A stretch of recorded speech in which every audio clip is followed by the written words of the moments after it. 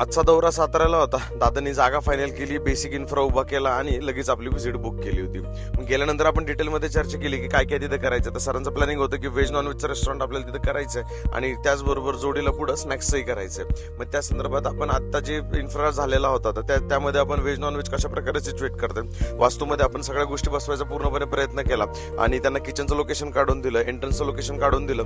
त्याच्यानंतर एकंदरीत जर बघायला गेलं तर वॉशरूम कुठं असले पाहिजे, स्टाफ रूम कुठं असले पाहिजे, किचनमध्ये काय काय इक्विपमेंट आपल्याला लागणार आहे, एक्झॉस्ट सिस्टीम कशा प्रकारे करायची आहे, कशा प्रकारे कोणत्या कोणत्या बाजू आपल्याला पॅक करून घ्यायच्यात, यामध्ये आपण डिटेलमध्ये चर्चा केली.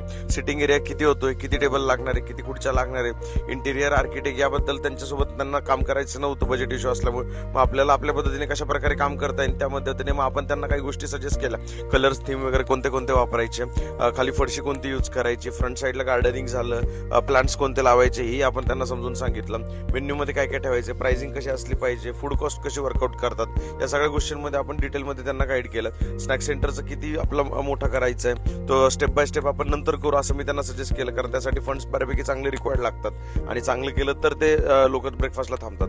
त्या संदर्भात त्यांच्या त्या गोष्टी लक्षात आल्या, त्यामुळे आता रेस्टॉरंटचा प्रोजेक्ट ते कम्प्लीट करून घेतात, ते स्नॅक सेंटरचं ते मागून कम्प्लीट करतील. बाकी त्यांचे छोटे मोठे प्रश्न खूप सारे होते, सगळ्यांमध्ये आपण डिटेलमध्ये त्यांना उत्तर दिलं आणि त्यांचा निरोप घेतला. भेटूया उद्या, तोपर्यंत लाईक करा, फॉलो करा, शेअर करायला विसरू नका. Stay tune.